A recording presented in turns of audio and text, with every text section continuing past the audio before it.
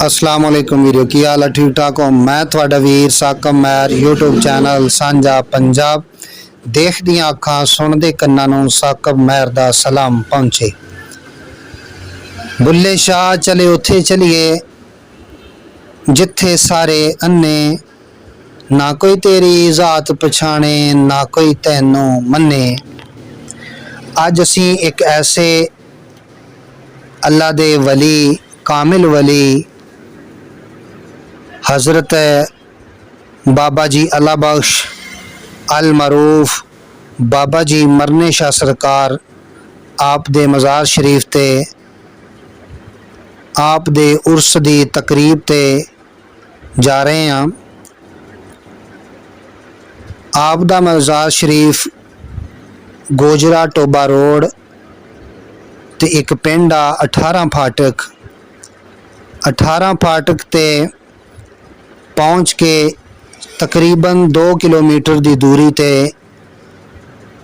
अगे जाके एक पिंड आया जिसका नाम आ गुमटाला शरीफ। आप दा मज़ार शरीफ इसे पिंड दे अंदर गुमटाला शरीफ दे अंदर मौजूद आ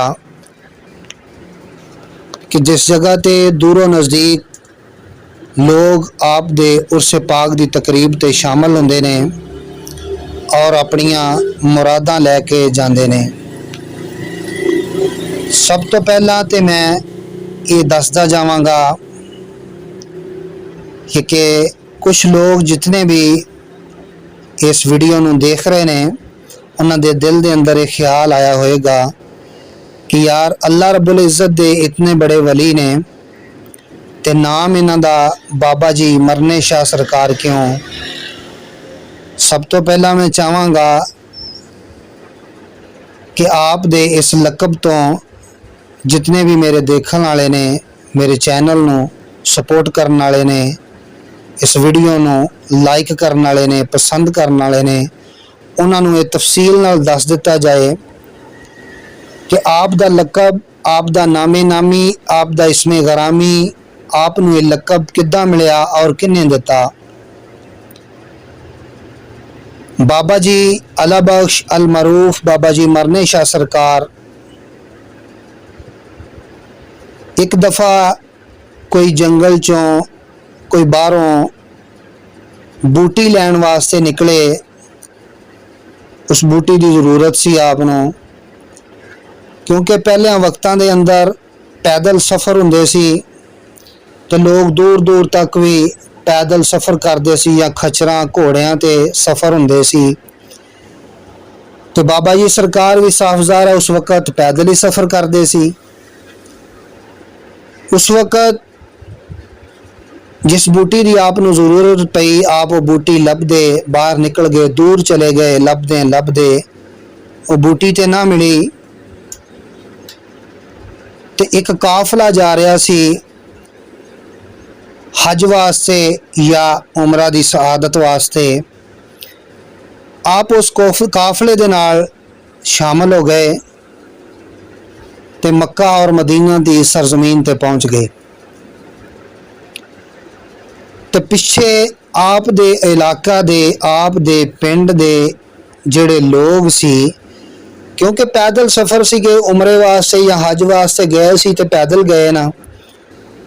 तो उस वक़्त क्योंकि 5-6 महीने तो तकरीबन इतना अरसा तो लग जाता सी आउण जाण दे अंदर। तो पिछे दे लोग जिहड़े सी उन्हां नूं नहीं सी पता कि आप सरकार जिहड़े ने काफिले दे नाल शामिल होके ते मक्का और मदीना की सरजमीन ते पहुँच चुके ने। लोगों ने समझा कि आप दुनिया तो पर्दा कर गए ने, आप दा इंतकाल हो गया। लिहाजा पिछले लोगों ने जिहड़े आप दे गांव दे लोग सी उन्होंने यही समझा कि आप दुनिया तो इंतकाल कर गए ने। और सुनने दे विच ये आउंदा कि लोगों ने आप दे ख़त्म शरीफ जिहड़ा कि रस्म आ एक कुलखानी दी या साता या नौवा आप दे ख़त्म शरीफ भी जिहड़े ना वो लोगों ने दिला दिते। लेकिन आप दे जिहड़े पीरो मुर्शद सन बाबा जी ਪਾਤਸ਼ਾਹ, ਉਹਨਾਂ ਨੂੰ ਇਹ ਪਤਾ ਸੀ ਕਿ ਆਪ ਹਯਾਤ ਨੇ। ਜਦੋਂ ਬਾਬਾ ਜੀ ਮਰਨੇ ਸ਼ਾਹ ਸਰਕਾਰ ਦੇ ਦਾਦਾ ਮੁਰਸ਼ਦ ਯਾਨੀ ਕਿ ਬਾਬਾ ਜੀ ਭਾਗ ਸ਼ਾਹ ਦੇ ਜਿਹੜੇ ਮੁਰਸ਼ਦ ਸੀਗੇ, ਉਹਨਾਂ ਦਾ ਉਰਸੇ ਪਾਕ ਦੀ ਤਕਰੀਬ ਆਈ ਤੇ ਲੋਕ ਇਕੱਠੇ ਸੀ ਦੂਰੋਂ ਨਜ਼ਦੀਕ ਤੋਂ। ਤੇ ਜਦੋਂ ਖਤਮ ਸ਼ਰੀਫ ਪੜਿਆ ਜਾਣ ਲੱਗਾ, ਸਾਰੀ ਦੁਨੀਆ ਇਕੱਠੀ ਸੀ, ਉਰਸੇ ਪਾਕ ਦੀ ਤਕਰੀਬ ਸ਼ੁਰੂ ਹੋਣੀ ਸੀ। ਤੇ ਉਸ ਵਕਤ ਆਪ ਸਰਕਾਰ ਨੇ ਇਹ ਫਰਮਾਇਆ ਕੁਝ ਲੋਕਾਂ ਨੂੰ ਕਿ ਜਾਓ ਬਾਹਰ ਦੇਖੋ अला बख्श और मरना हजे आया या नहीं। ते लोगों ने बाहर जाके देखा ते नज़र दौड़ाई दूर तक जड़ा, ते एक दूरों ना धूड़ लोगों नू नज़र आई। ते उस तरह ही लोगों ने आके आप सरकार दी बारगाह च अर्ज कर दी, आप दे पीरो मुर्शद दी बारगाह च, यानी कि सरकार दूरों एक धूड़ नज़र आ रही है और इस तरह लगता कि कोई इधर नहीं आ रहा आस्ताने वाल नूं। जदों लोगों ने एक दस्या तो आप दे पीरो मुर्शद बाबा जी भाग सरकार, उन्होंने फरमाया कि ये वो ही आ रहा है मरना। इस वजह तो ही आप नूं जिहड़ा लकब उस वक्त मिल गया बाबा जी मरने शाह सरकार दा, जिहड़ा कि आप दे पीरो मुर्शद तो मिलिया। तो इस वास्ते ही बाबा जी बुल्ले शाह सरकार ने यही फरमाया कि रब उन्होंने ही मिलता कि जड़ा यार तो तन मन वारे हैं। तो इस इश्क के अंदर ही बाबा जी सरकार जड़े ने जदों मक्का और मदीना की सरजमीन ते गए तो उस तो बाद वापस आए, तो इस इश्क के अंदर ही आप नूं ये लकब मिल गया बाबा जी मरने शाह दा।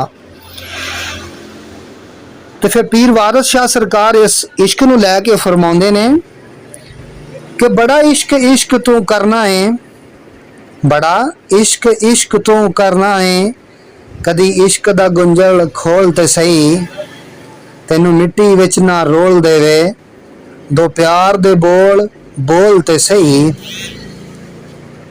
सुख घट ते दर्द हजार मिलन। आप सरकार फरमाउंदे ने कि सुख घट ते दर्द हजार मिलन,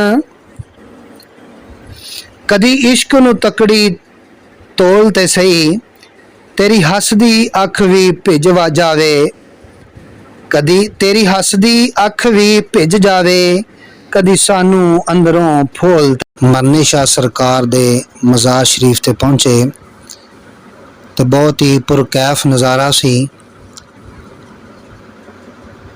लंगर दा एहतमाम सी और बड़े ही खलूस दे नाल मुहब्बत दे नाल एक दूसरे नूं लोग मिल रहे सी। आप दे मनन वाले आप दे मरीदां दा रश सी और इस तरह महसूस हो रहा सी कि अल्लाह पाक दी रहमत दा नज़ूल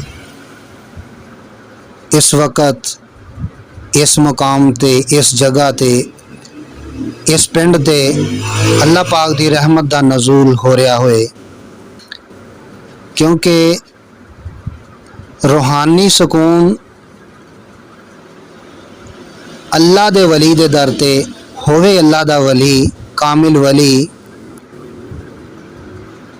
कोई भी होवे, किसी भी सिलसिले नाल तअल्लुक रखदा होवे, जदों उहदे आस्थाने ते उहदे मज़ार ते जाइए तो एक सानू रूहानी सुकून मिलदा। वो सुकून ये सानू दसदा कि वाकई ही तुसी एक कामिल वली, एक अल्लाह ते अल्लाह दे रसूल दे नूं मनन वाले सच्चे आशिके रसूल दे दर ते आए हो। वो जिस्म दे रूंगटे सानू ये दसदे ने कि तुसी वाकई एक कामिल वली दे दर ते, एक कामिल वली दे आस्थाने ते खड़े हो। वो सुकून ये दसदा है कि इत्थों तुसी रहमतां समेट के जाओगे, ਉਹ ਸਕੂਨ ਸਾਨੂੰ ਦੱਸਦਾ ਏ ਕਿ ਤੁਹਾਡੀ ਅੱਜ ਪਿਛਲੇ ਗੁਨਾਹਾਂ ਦੀ ਇਹਨਾਂ ਦੇ ਸਦਕੇ ਮਾਫੀ ਹੋ ਜਾਏਗੀ।